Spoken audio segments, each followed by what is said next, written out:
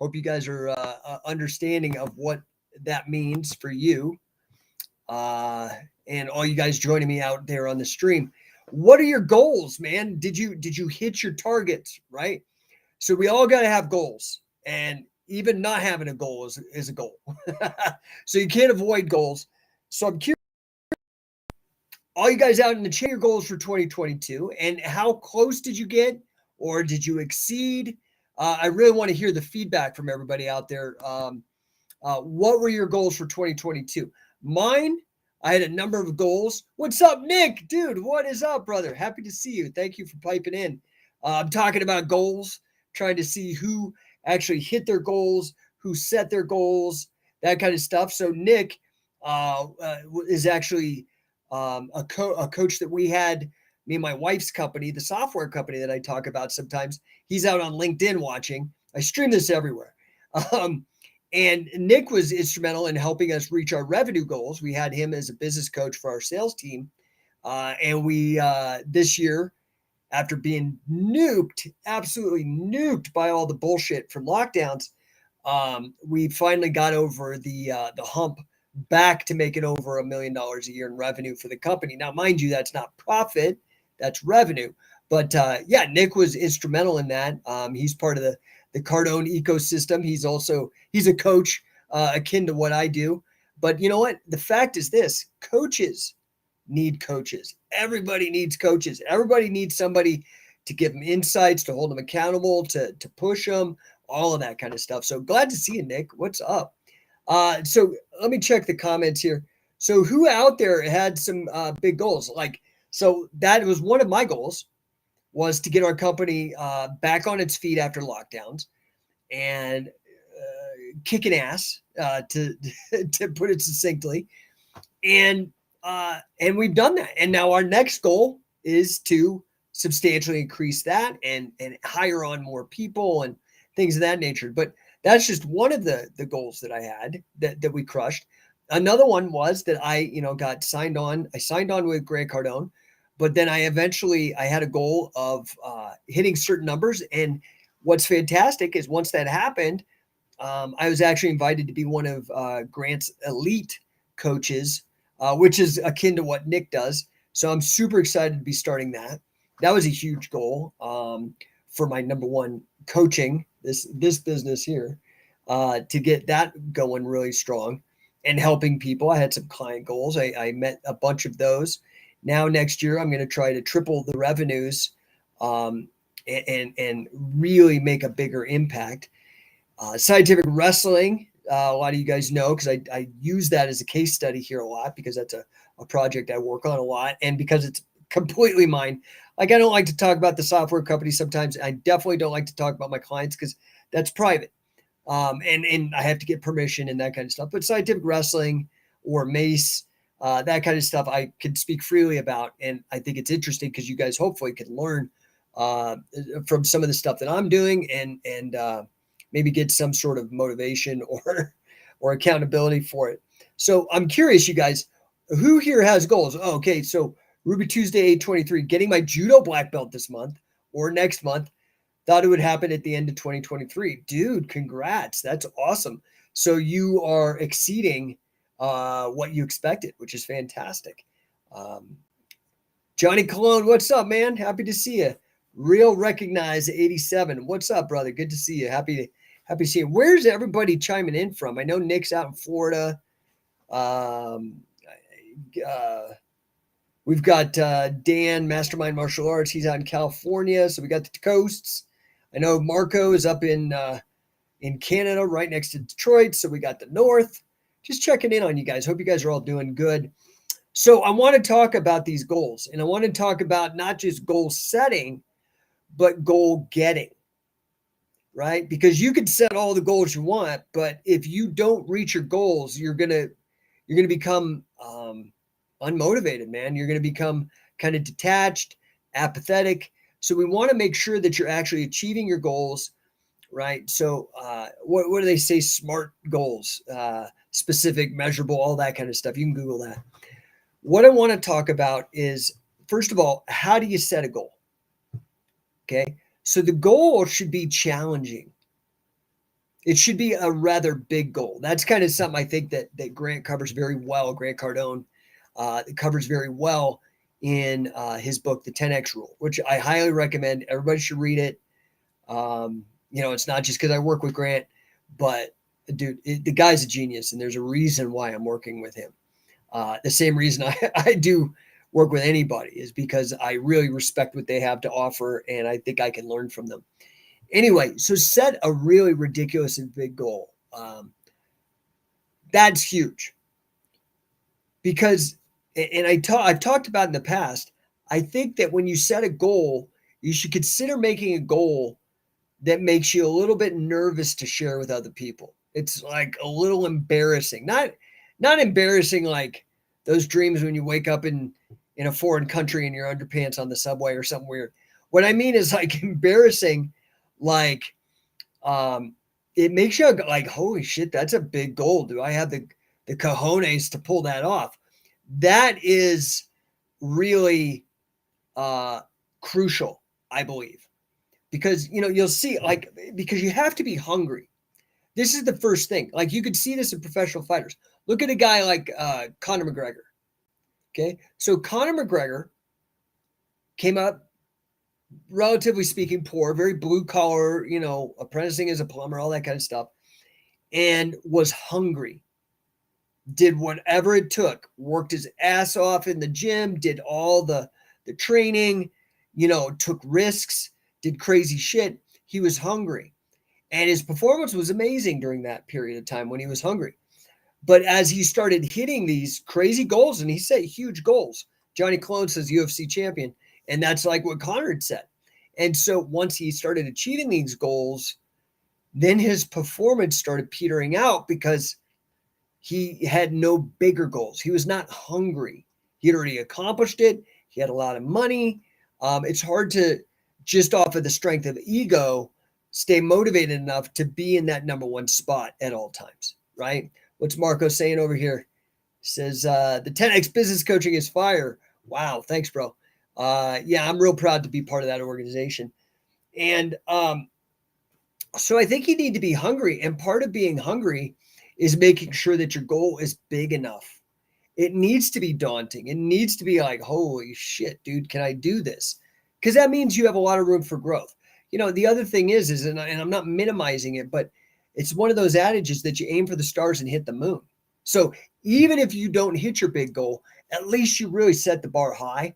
So your performance is that much higher because of you really busting your ass and trying to make that happen. So first step on goal getting, not just goal setting, but actually goal getting, is setting a big enough goal and constantly revising your goals so that they're big enough, so that they're challenging enough, so that it fills your entire purpose, your calendar, with things that you need to do constantly to be working on that. That, I think, is the number one most important foundational first thing you got to do, right? The second thing is then once you've set that big goal, you do the old calculus trick, right? You have to break it down into the littlest, tiniest parts possible, like the screen you're looking at right now. Yeah, I'm real here in Denver making this podcast for the next 20 minutes, half hour, whatever, how long we stay. But what you're seeing are little pixels on a screen. So if you zoom in or you hold the screen up to yourself, you could see that this is an illusion and it's all made up of little tiny pixels or whatever, right? So that's what we want to do is we want to do the analysis. We want to break down, almost reverse engineer the goal. What's up, Dan? Real Mastermind Martial Arts. These are true words. I'm a huge believer in goals and take steps towards them every day. Preach, Jake. Yes, it is so true, man. Like, goal-oriented thinking is crucial. Now, you set a massive goal, a huge goal, like an embarrassing almost goal, a ridiculous goal to you now. Then you figure out, okay, and you have to put a deadline on it. Let me add that as a step in between. First step, set a big goal. Second, put a deadline on it. Okay. Now, deadlines are crucial because the project, the work will fill the time allotted. So if you set a short goal, like I set last year, at the beginning of the year, Scientific Wrestling, I set the goal of I want to start an affiliate program so we can have scientific wrestling gyms and locations for everybody to come to, because I had tried to initially solve the problem when I was a solopreneur, just me, by me going out and doing seminars. Okay. Last year, I clocked like 25 flights round trip. Okay. So that's like 50 flights total, but 25. There's only 52 weeks in a year. There's only so much bandwidth, so much I can do. So, I decided I need to recruit more help. And that's why I came up with the affiliate program, because I wanted to get everyone. Not everybody could come to the camps, but they can go to a local school, like you do a karate school or jiu-jitsu school or Krav Maga or CrossFit or whatever. So I set myself this goal, because my big goal, everybody should know it by now, I spout it out all the time. My goal for scientific wrestling is to improve the lives of every man, woman, and child on earth. That's 8 billion people now. Through scientific wrestling, as either a fan of scientific wrestling, improving their life, athlete involved with us, a coach involved with us, or a promoter, a business person involved with us. So to hit that goal, I needed to employ more people. To employ more people, I needed to create this opportunity with the affiliate program so people can make money. And so they're incentivized because they love the same subject. Mainly hybrid grappling, catch as catch can, and my research in trying to create that with the seminars, the tournaments, the training camps, all that kind of stuff, all of the events, the products, the instructionals. So step one, huge goal. My goal is to reach 8 million people, right? 2, put a deadline on it. I knew that I needed to do this through an affiliate program. And it's in addition to doing stuff like this, outreach through podcasts and whatnot. I put a deadline that I needed it done this year, and I actually needed traction. I needed people. I needed actual affiliates. The third step is you reverse engineer it. You say, what needs to be done for me to hit that massive goal? What are the steps all the way back? And you need to start having those as tasks, as things that you check off, the check boxes. Right? Does that make sense? So now, 1 year later, we have 10 different affiliates. That's fantastic. I'm very happy. It took a lot of work to not only put together all the legal agreements, to put together the e-commerce stuff, like getting the websites and all that together, putting the offer together, then marketing and selling it, closing the deals, delivering and servicing the client, getting them set up, training them for success, all of that stuff. You could go see the entire project, whether you want to be an affiliate, which is like a business in a box, or study it for what I've done, because that's what most people do, especially in catch wrestling or grappling. They just look at what I've done and copy it. I won't call it rip it off, because I don't mind. I want you to do it.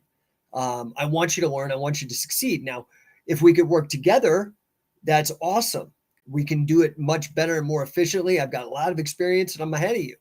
But if you want to still do it so you can learn, I'm definitely a teach a man a fish, not give a man a fish kind of guy.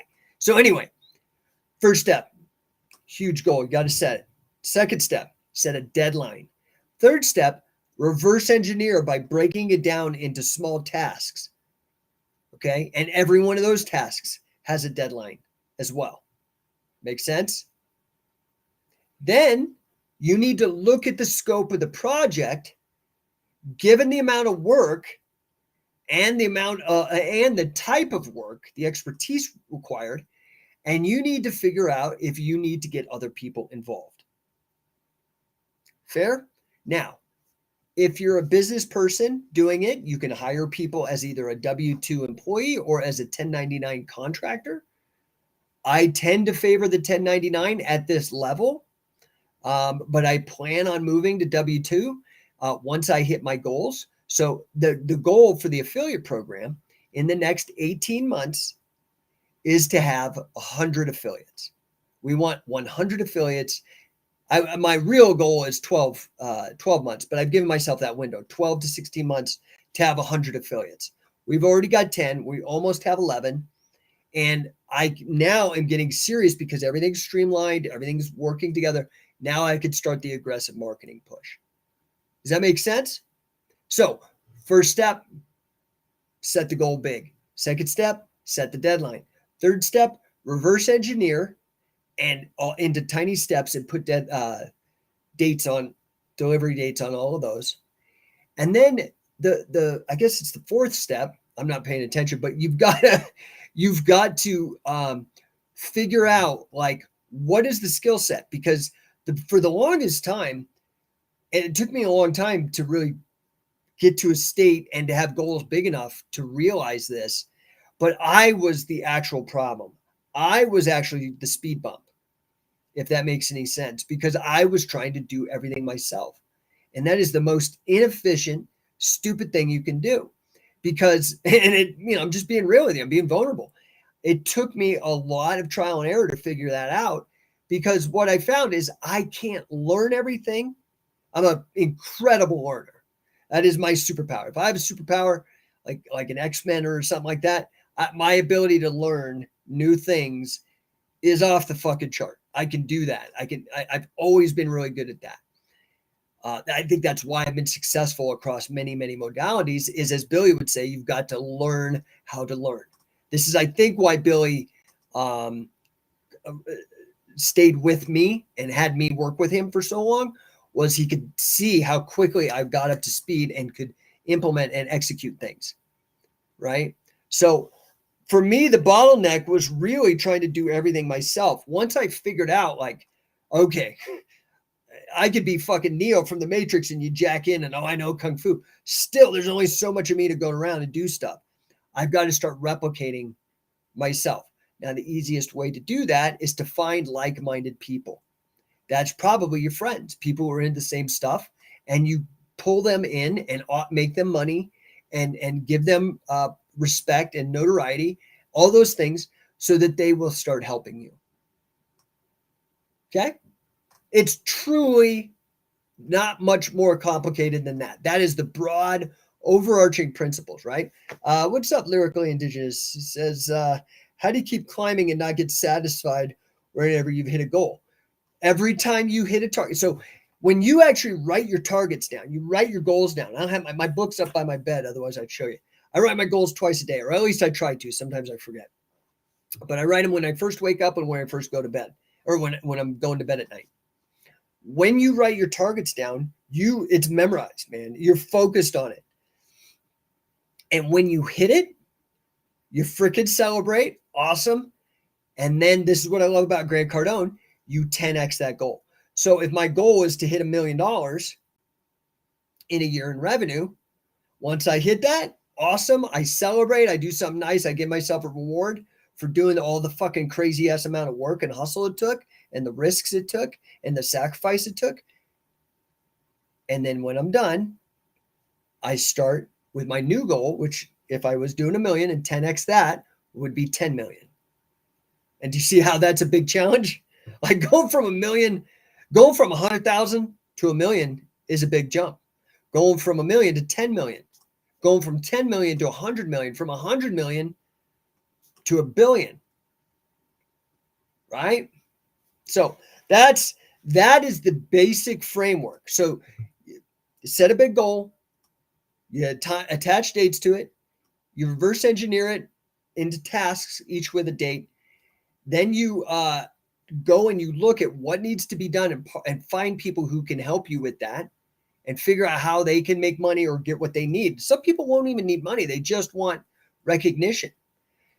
For me, I like money not because I actually am a materialistic guy. I'm actually very not materialistic whatsoever.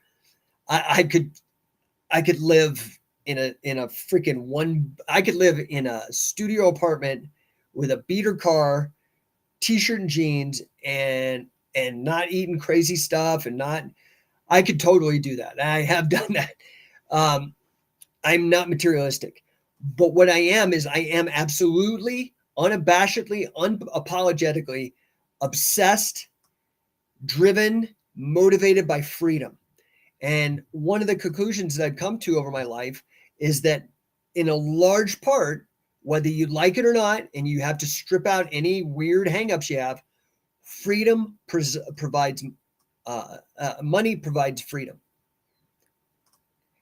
If you define freedom as optionality, as the ability to make whatever choice you like, money really, really is an accelerator, is an amplifier. It allows you to do all that stuff quickly without all the effort and all the trouble.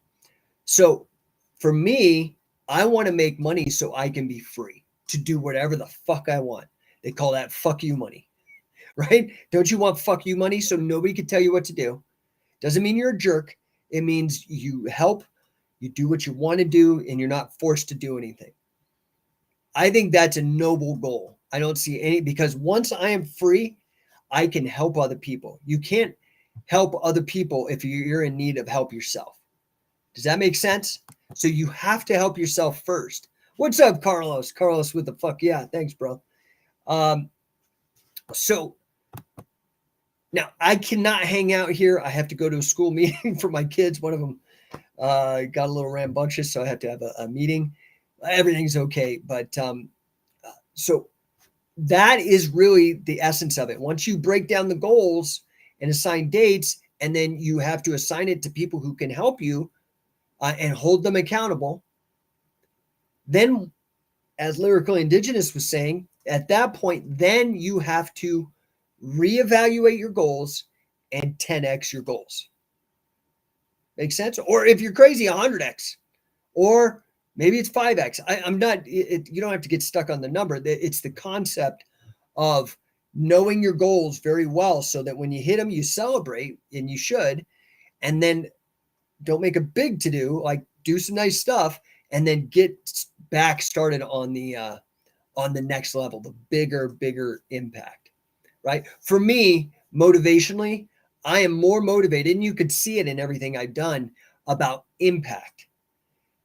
If I was about the money, I would sue every one of you motherfuckers making money off the base right now, because that's my money. That's my idea. I'm not motivated by money, though. I'm happy because I've impacted you. Your fitness is better. The people you've taught it to are better. You've made money. Maybe you've taught people to make money with the mace. Same with wrestling. All you motherfuckers who've ripped off my shit, not giving me credit, I would be after you with attorneys up your fucking ass. But I'm going to be real. And everybody who knows me knows this. I am not like a money grubbing guy, but I am concerned with money insofar as impact, creating the reach and the impact that I want. Now, look, so the mace completely has changed the fitness landscape. That is absolutely crazy, but that was my goal, and still my goal. And I'm not even done. I want that thing to blow up. I want every person to have a mace and know how to use it and improve their lives with it. And it's simple, right? You don't require a fucking Nordic track, a Peloton, none of that shit. Just $100 or $150 or $300 if you buy the Mace Bell at macebell.com. That is the Rolls Royce, the Paddock watch version. If you want, that is the one to get. Now, anyway, you've seen the versatility in that simple tool. It's got hundreds, if not thousands of years of history of people using it. It's fantastic. Same with wrestling. I mean, what I have done for scientific wrestling, I made a post the other day because of the Danaher Death Squad. God love them. Okay. But now they've got a video how Danaher is such a genius because he's statistically analyzing. By the way, I worked as an actual statistician, cash checks for years, have a master's degree in financial math.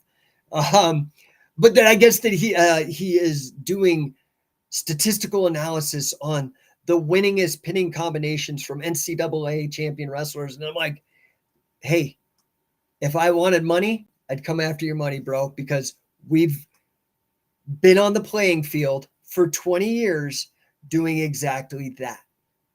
Okay.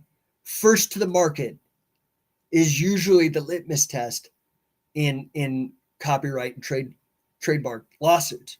I'm not interested in that. In fact, I'm absolutely thrilled to have a guy like that. He's a very influential guy. Okay.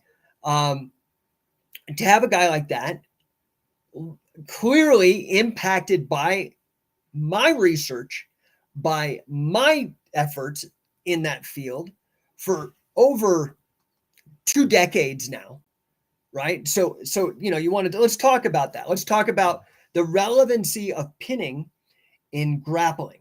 Okay. I love it because I cannot tell you. So here's how it all came down. Here's how this all happened. A brief history of scientific wrestling. Okay. I started as a peewee wrestler at 4 years old. Okay. I'm 49, almost 50. So that means I have like 45 years of like exposure, thinking, playing with these ideas. Okay. So I start out, I love it. It's cool, but I never think of it as a martial art, but I love martial arts. But it just always goes in the back of my mind. I get my black belt in Taekwondo by the time I'm 15, typical Karate Kid kind of McDojo bullshit. And by what year was that? 90, I think I was 20, maybe 21. I think I was 20. 20 years old. I go and see UFC 2 at Mammoth Event Center in downtown Denver, UFC 2, and it changes my life. And I get kind of jarred back into this importance of grappling as martial art. Obviously, I mean, that was the thesis of the show. And so I'm super excited. I'm like, awesome. Let me check this out. I start getting involved with Brazilian Jiu-Jitsu. We would fly Pedro Sauer in from Salt Lake to Boulder Karate. We'd fly in Ricardo Miguel. We'd fly in Caseca Munez, all these guys into Boulder Karate. I'm like, cool. This is like my jam. I like this. I graduate the next year. I moved to San Francisco just solely, honestly, so I could train with Carly Gracie in San Francisco. I do it for a while, but it was insanely expensive, especially for where I was in my life. I was working 4 minimum wage jobs in one of the most expensive cities in the country. And on top of that, Carlo was charging $200 a month. And I think it was like twice a week or something. It was like not really a good deal, but I was willing to pay the price because I wanted to get in. But it was very early on. We're looking at like 1995, dude, 1996. There was no tournaments. There was no place to compete. And I'm still traveling, trying to study as much as I can. And I start dating a girl. As a young man in his 20s, your priorities are different. I'm now 50, married 17 years, 3 kids, so I don't think this way. But back then, I was dating this girl who was a stripper. I was very, very into her. She was super hot. And she was very much into pro wrestling. And I never liked pro wrestling. The only way I like pro wrestling is that I've long time been a comedy nerd. I love comedians like George Carlin, Lenny Bruce, like all those guys are like heroes to me. And Andy Kaufman was one of the biggest. Now, this was before anybody knew Andy Kaufman. And I was working at video stores. Somebody had sent me, when I was working at this video store in San Francisco called La Video, they had everything. It wasn't like Blockbuster. They had every weird shit. Like they had the Chuck Berry sex tape back then. I don't know if you've seen it, Chuck Berry, the guy that Michael J. Fox is playing his music on Back to the Future, doing crazy shit like pissing on white women, farting in their face. It's the worst sex tape ever. But one of the tapes was called I'm From Hollywood by Andy Kaufman. And it was basically a documentary that Andy Kaufman made about his foray into professional wrestling. I thought it was brilliant, but I still had no interest. I was like, oh, real wrestling, real grappling. Well, this girl, this is during like when SmackDown and whatnot was just starting. It had to be 97, I would guess. And it was the Attitude Era, was just really getting underway. The Rock, Stone Cold, Triple H, that kind of stuff, Mankind, Undertaker. Anyway, I was like, cool. I wanted impact. I wanted to be a big name like Ken Shamrock or Gracie or Dan Severn or any of these guys. But there was no opportunities in 95, 96, especially for a guy like me that was not connected or savvy on how to wiggle his way into shit. So I started looking at pro wrestling. I was like, well, I could do this shit. This is cakewalk. So I signed up and I ended up having modest success in it, but it wasn't what I wanted. You know, the funny thing is the jiu-jitsu wasn't what I wanted either, but I'm zeroing in on what I want. Long story short, I get involved in my training. I end up having to try out with WWE for that reality show, season 1, Tough Enough. I didn't make it, thank God, honestly, but had tryouts and toured the US and whatnot. It was great. But I still wasn't satisfied. I was pretty annoyed by a lot of the pro wrestlers who they were kind of like delusional. They believed their gimmick. They thought they were actually tough. And I'm like, well, let's go wrestle. None of them wanted to do it because I had grappling experience. Anyway, I remember I was like teetering on the fringes of pro wrestling. And because I was so involved with it, I got involved with this group called the Cauliflower Alley Club. And they were all like, once I would talk to these old timers, they're like, oh, dude, you need to start looking at catch as catch can wrestling. That's what you want. And I'm like, what is this thing? So I start looking these guys up, like Lou Thez, Carl Gotch.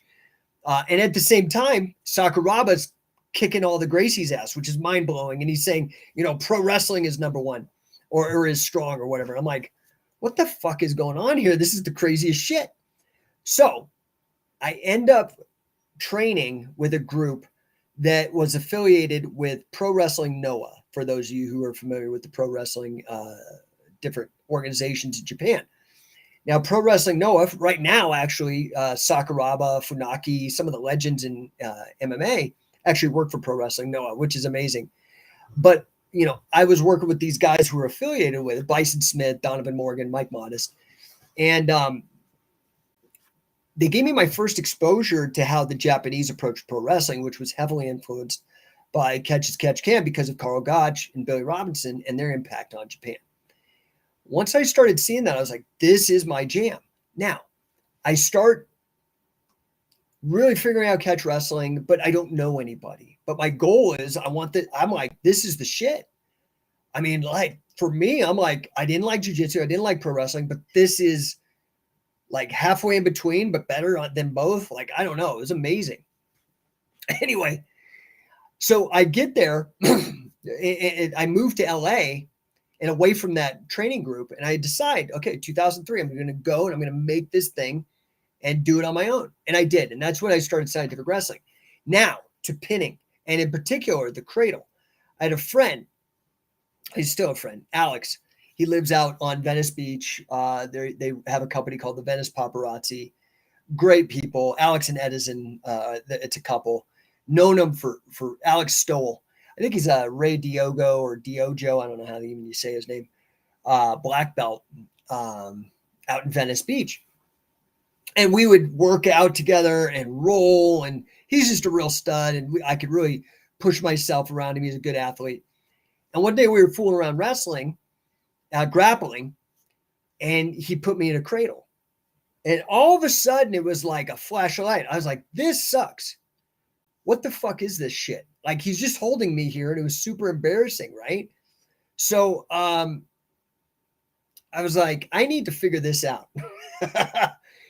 So I was like, what? And he's like, oh, yeah, man, I just cradled you. I'm like, oh, my God, dude, I totally forgot about cradles. Blah, blah, blah. So anyway, at that time, in my mind, was also a guy named Mark Schultz, right? Olympic gold medalist, multi-time NCAA wrestling champion. And I knew of him because of his work in Utah, because we were flying Pedro Sauer in and out, and I was aware of who he was. He had been in the UFC and whatnot. And this is before the movie, before any of that kind of stuff. He was known only in those circles. Well, I started talking to him and I asked him about the Hickson thing, and he brought up cradles and that he held Hickson Gracie, who was, the standard back then. He was the Gordon Ryan or whatever back then. And he held him for a half hour in a cradle. I was like, what the fuck? All right. And then I'm like, okay, I think this is a big hole. I think there needs to be a real serious look at pinning in modern grappling. The jiu-jitsu guys are just skipping it. All they're doing, they study one subject, and it's guard, and it's a good control position, but there are many, many control positions, and the cradle or pinning is one of them. So I actually figure out that Wade Chalice is the greatest, number one, like not even anything close. There's nobody, I mean, the only guy that's got the record in the Guinness book for pinning. Like, I mean, it's just unbelievable, right? Like a savant, a genius. So I seek him out. And the very first seminar that Scientific Wrestling ever put together is was called Dominating the Mat. And it was Mark Schultz, the guy who cradled the Hickson, and Wade Chalice, the world's greatest pinner. So since 2003, 20 years ago, we're only 20 days from 2023. And I did this in 2003, 2004. For 20 years, I've been pushing for pinning combinations in modern grappling. Okay. And so, to my point, I'm sorry for the long-winded tale in there, but I feel it's important. To that point, to now see somebody like Danaher, the thing I think that is maybe the most annoying is I'm like, it's not like I've been quiet about this. I've had a business for 20 years, toured the planet, written books, been on every podcast. It just is annoying to me when people act like they're reinventing the wheel, or like I said, I don't even want the money, but I do like impact, and I would like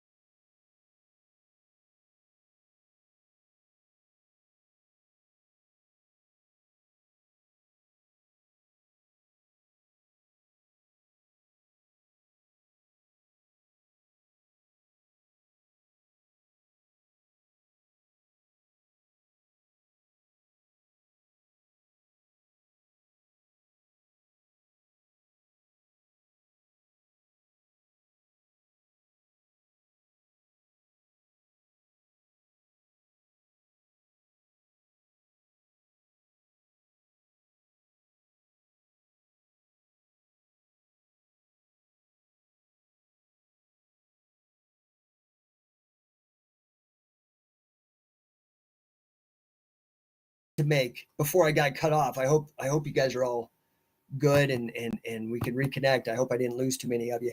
But the point I was trying to make is that, myself coming with a master's degree in financial math, a published author, and maybe it's just the academic in me. I see somebody like Danaher, who I know I think he actually has a PhD in philosophy. So I feel like, these ideas in academia about citing your sources, not doing plagiarism, which is a huge fucking no-no. I mean, you could lose your PhD over that kind of stuff. That's for me. I just wish that because I'm motivated by impact, I'm not even motivated by money. I mean, if I wanted to be a dick about it, I could go really make these cases and make a huge stake, and it would be great for publicity, but it's just not what I do. So I'm interested in the impact, right? That is what motivates me. But the thing is, so with regards to your goals, broadly speaking, and getting your goals, not just setting them, you're going to need the help from other people, right? So these other people, you need to understand if they are motivated by money, and some people are, and I do not judge that. That makes my life easier. If I know you're motivated by money and you're a good person, you live up to your word, shit, I'll just pay you, and I know you're going to do what the task is at hand. That is fantastic. But you, as the person who wants to get the project done, you need to know, like, do you actually, is this person motivated by money? Are they motivated by impact? Are they motivated by helping people? Like, what is the thing that you could get this person in exchange for them to help you? I hope that helps. Hey, what's up, Marty Jones? Marty Jones, fact, it's my birthday tomorrow. Oh, whoa. Happy birthday, Marty. I sure hope to see you when you get over here in the States. I do want to loop you in on some tour dates out here with us. He says, it's my birthday tomorrow, 68 years young, started with Billy at age 6. Holy moly, 62 years. I still practice what was preached. Dude, I really appreciate you, Marty. Keep going, dude. You're the man. Really excited. Looking forward to hanging out, grabbing a couple beers with you stateside this time. And El Perfect says, happy birthday to you, Mr. Jones. And Marty says, see you all in 2023. So, guys, I hope this was useful for you. I've lost the chat for YouTube. I know that I could see all you guys on there, but my chat, when we got that technical, let me try the chat overlay, see if that works. New comment. So if you guys comment, it'll pop up on the screen. But, you know, I got about 5 minutes. If you guys have any questions specific to goal setting, specific to business, marketing, sales, growing your business, philosophy, you know, science, things like that, I know a thing or two. I'm happy to chit chat, or if I can help, I'll be here for another minute or so. What's up, Arcanjo Alves? Happy to see you. And Marty, I was so glad. Thanks for popping in. I'm always glad when you pop in, man. It's like, I love having the celebrities chime in and say hey to everybody. Okay, well, it looks like I'm not getting any comments. So, guys, I am going to head out of here. I got to go take care of my kid, go pick him up from school and talk to the principal, see what the heck is going on over there. And I just want you guys all to know how much I appreciate you. And I look forward to it. Now, I am going to be crazy busy for the next week. I am heading out tomorrow, going out to Aventura, which is an area of Miami, to go hang out with the 10X headquarters crew. Hopefully see Grant and maybe even Elena and all the wonderful people over there. Super excited. So I'm going to be out of pocket there with other 10X certified coaches. And I won't be back until Friday. So I probably will not be able to podcast. I will not be able to continue offering the free 15-minute chat that I do with everybody, anybody that wants to. What you should do, if you do have any questions, you can always DM me. I try to respond. If I don't, hit me again. It just means I got distracted or something. You can also go to the websites. I've tried to automate as much stuff. Now, in the same way I've documented so much of the wrestling journey, I'm doing that on the business side with No1 coaching. I just, like I said, I've got people helping me with scientific wrestling. I'm to a point now with No1 where I'm starting to hire people. So hopefully I'll start actually having a bunch of content, and you don't have to meet with me live for it or anything like that. And because of that, because it doesn't actually require my individual attention and time, but just teaching these concepts in business and specific,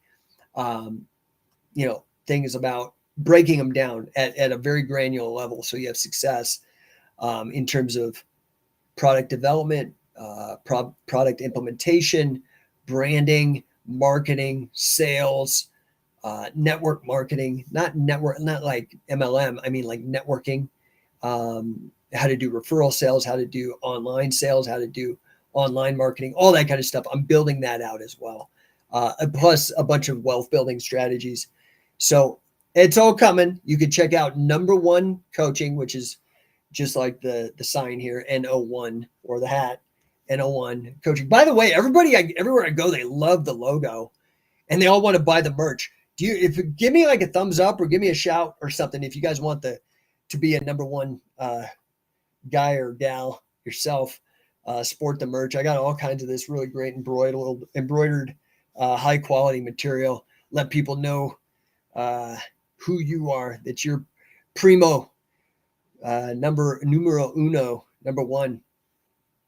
So if you guys are into that, DM me too, and I'll start making some of the merch available for you guys. Yeah, I hope that this is helpful for you.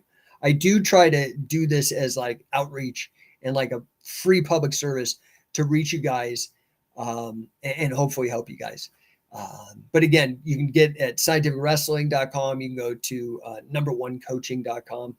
All of the socials. I'm on YouTube, Facebook, Twitter, yada, yada. Just reach out. I'm here to help you. And guys, get on your goals. There are 20 days left until 2023. Now, what that means is you could bust your ass. Some people will I'm just going to be real. Like I do more in a month than people do in their entire year, or I do more in a week or even a day than some in terms of accomplishment than other people do in their whole freaking year. These are facts. I'm not bragging. I'm letting you know that I am in what Grant would call the fourth phase or massive action. I am in like constantly doing and producing material, content, deals, networks, building. You could do an amazing thing in these last 20 days alone. Especially, don't check out. This is I'm just giving you some 50-year-old dude advice. Don't check out. Don't check out right now. Double down. Do more. Try to nail those year-end goals. Like if you haven't hit them, freaking get going, dude. Unfortunately, you waited too long, but still sprint as hard as you can. And the great thing is, a lot of times, like, because there's so much time off, don't binge watch fucking Netflix. Don't get sucked into Call of Duty. I'm just trying to give you some advice here. Whatever you're addicted to, stay off OnlyFans or whatever. Like, get your goals going. Okay. Now, if you're already crushed it, start really putting together a huge game plan, right? Because the setting of the big goals, that's not hard. You kind of already have an idea of that. The deadlines, that's not hard either. The hard part is the reverse engineering, the breaking it down into tasks. So you could hit the ground running on January 1 if you knew what you needed to do. This is the part, everybody says, oh, entrepreneurship, be your own boss.